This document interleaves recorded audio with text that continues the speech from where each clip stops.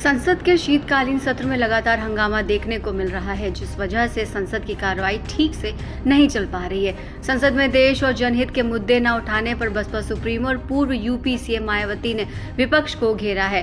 Baspa supremo ने कहा, संसद में विपक्ष देश और जनहित के मुद्दे नहीं उठा रहा, बल्कि अपने राजनीतिक हितों के लिए खास कर सपा और कांग्रेस पार्टी संभल में हिंसा के बहाने मुस्लिम मतदाताओं को खुश करने की कोशिश कर रही है। उन्हें अन्य मुद्दों से कोई लेना देना नहीं है। इतना ही नहीं, ये पार्टियां संभल में लोगों को आपस में लड़वा भी रही हैं। मुस्लिम समुदाय को भी सतर्क रहना होगा।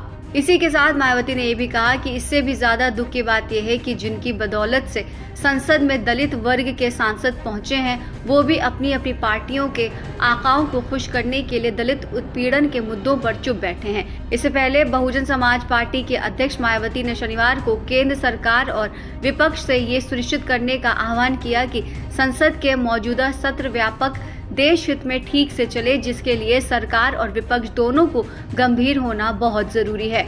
उत्तर प्रदेश की पूर्व मुख्यमंत्री ने ये अपील ऐसे समय में की है जब संभल में मस्जिद के सर्वेक्षण के बाद हुई हिंसा को लेकर संसद के दोनों सदनों की कार्रवाई में अवरोध उत्पन्न हो रहा है। मायावती ने उत्तर प्रदेश और उत्तराखंड के वरिष्ठ पदाधिकारियों और जिला अध्यक्षों सहित पार्टी के अन्य सभी जिम्मेदार लोगों से बैठक की और बातचीत की। इस बात पर जोर दिया कि राजनीतिक सशक्तिकरण के संघर्ष में दलित और अम्बेडकरवादी समुदायों को एकजुट होने की जरूरत है।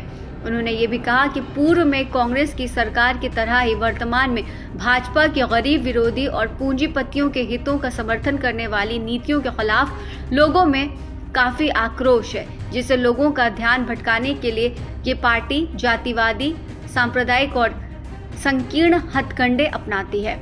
मायावती ने प्रदेश की योगी सरकार पर धार्मिक एजेंडे को संवैधानिक जिम्मेदारियों से अधिक प्राथमिकता देने का इल्जाम लगाया। इसके अलावा लखनऊ में शुक्रवार को मायावती ने एक्स पर पोस्ट करके पार्टी से निकाले गए नेताओं के कारण के बारे में भी जानकारी दी है। ये भी बताया कि बसपा के पूर्व सांसद मुनकाद अली के लड़के की शादी में बसपा नेताओं को जाने से क्यों रोका गया। उन्होंने लिखा कि शादी में जाने से लोगों को इसलिए रोका गया क्योंकि मुनकाद अली की लड़की मीरापुर से सपा से विधानसभा का उपचुनाव लड़ रही थी। उनके खिलाफ बसपा भी ये उपचुनाव लड़ रही थी। ऐसे में शादी में दोनों पार्टियों के लोगों के आपस में टकराने की आम चर्चा थी, इसलिए मजबूरी में ये कदम उठाना पड़ा। लेकिन इसे दूसरे तरीके से जो प्रचारित किया जा रहा है वो बेहद गलत था। उन्होंने ये भी लिखा कि रामपुर जिले के पूर्व पार्टी अध्यक्ष सुरेंद्र सागर और इसके बाद पार्टी अध्यक्ष प्रमोद कुमार का इनसे आपसी झगड़ा चरम पर था।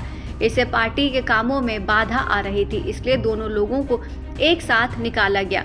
इनका शादी विवाह से कोई भी लेना देना नहीं है।